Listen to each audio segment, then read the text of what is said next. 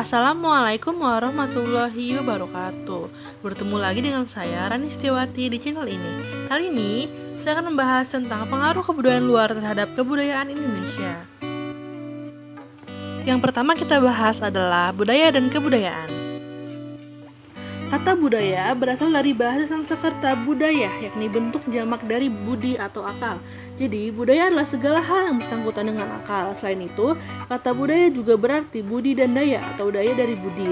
Jadi, budaya adalah segala daya dari budi, yakni cipta, rasa, dan karsa. Sedangkan menurut Kamus Besar Bahasa Indonesia, budaya artinya pikiran, akal budi, hasil, adat istiadat, atau sesuatu yang sudah menjadi kebiasaan yang sukar diubah. Budaya adalah suatu cara hidup yang berkembang dan dimiliki bersama oleh sebuah kelompok orang dan diwariskan dari generasi ke generasi. Budaya terbentuk dari banyak unsur yang rumit, termasuk sistem agama dan politik, adat istiadat, bahasa, perkakas, pakaian, bangunan, dan karya seni. Bahasa, sebagaimana juga budaya, merupakan bagian tak terpisahkan dari diri manusia, sehingga banyak orang cenderung menganggapnya diwariskan secara genetis. Ketika seseorang berusaha berkomunikasi dengan orang-orang yang berbeda budaya dan menyesuaikan perbedaan-perbedaannya, membuktikan bahwa budaya itu dipelajari. Lalu kita akan membahas tentang kebudayaan. Kebudayaan adalah kompleks yang mencakup pengetahuan, kepercayaan, kesenian, moral, hukum, adat, dan kebiasaan-kebiasaan yang dilakukan oleh sekumpulan anggota masyarakat. Kebudayaan atau culture adalah keseluruhan pemikiran dan benda yang dibuat atau diciptakan oleh manusia dalam perkembangan sejarahnya. Para ahli umumnya sepakat bahwa kebudayaan adalah perilaku dan penyesuaian diri manusia berdasarkan hal-hal yang dipelajari atau learning behavior. Lalu kita akan membahas tentang pengaruh kebudayaan Hindu dan Buddha, Barat, dan Islam terhadap kebudayaan Indonesia. Pengaruh kebudayaan Hindu-Buddha di Indonesia membawa perubahan signifikan dalam berbagai bidang kehidupan masyarakat. Adapun perwujudan akulturasi antara kebudayaan Hindu-Buddha adalah sebagai berikut. Yang pertama adalah seni bangunan. Bangunan yang megah, patung-patung perwujudan dewa atau Buddha, serta bagian-bagian candi dan stupa adalah unsur-unsur dari India.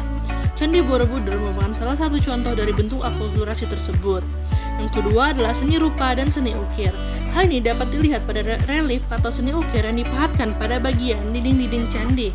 Misalnya, relief yang dipahatkan pada dinding-dinding pagar langkan di Candi Borobudur yang merupakan pahatan riwayat Sang Buddha. Yang ketiga adalah seni sastra dan aksara. Berkembangnya karya sastra, terutama yang bersumber dari Mahabharata dan Ramayana, melahirkan seni pertunjukan wayang kulit. Di samping bentuk dan ragam hias wayang, muncul pula tokoh-tokoh pewayangan khas Indonesia, misalnya seperti Semar.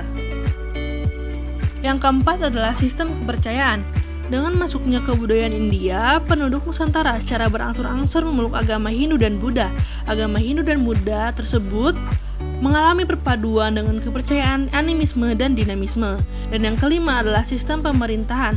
Setelah pengaruh India masuk, maka pemimpin yang tadinya kepala suku diubah menjadi raja dan wilayahnya disebut dengan kerajaan. Lalu kita akan membahas tentang pengaruh kebudayaan Barat terhadap kebudayaan Indonesia. Perkembangan pesat era globalisasi saat ini semakin menekan proses akulturasi budaya, terutama pengaruh budaya Barat. Kehadiran budaya Barat seakan mendominasi dan selalu menjadi trend center masyarakat.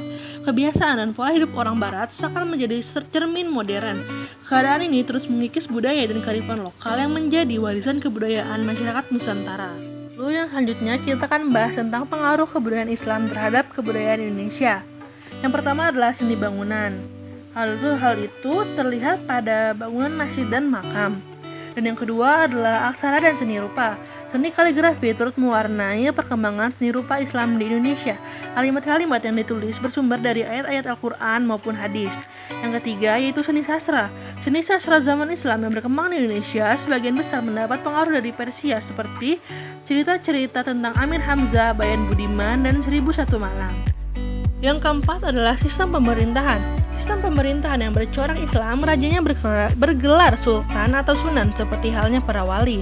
Dan yang kelima, sistem kalender. Setelah berkembangnya Islam, Sultan Agung dari Mataram menciptakan kalender Jawa dengan menggunakan perhitungan peredaran bulan Komariah seperti tahun Hijriah.